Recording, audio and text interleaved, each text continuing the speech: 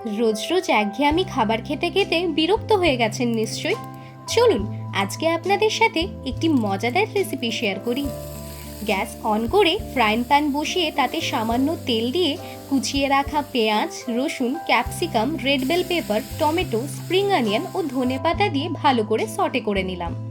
এরপর সেদ্ধ করে রাখা আলুটাকে দিয়ে ভালো করে নাড়াচাড়া করে নিলাম ওই 2 থেকে 3 মিনিটের জন্য।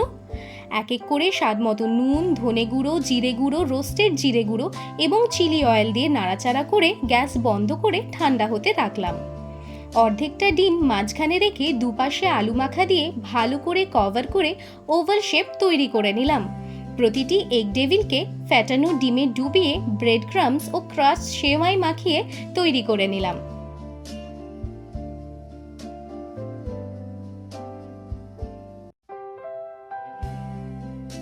এরপর এয়ার ফ্রায়ারে এগ ডেভিলগুলিকে দিয়ে তার উপর অয়েল ব্রাশ করে ওই আপনার 180 ডিগ্রি তাপমাত্রায় 10 মিনিটের জন্য রেখে দিলাম।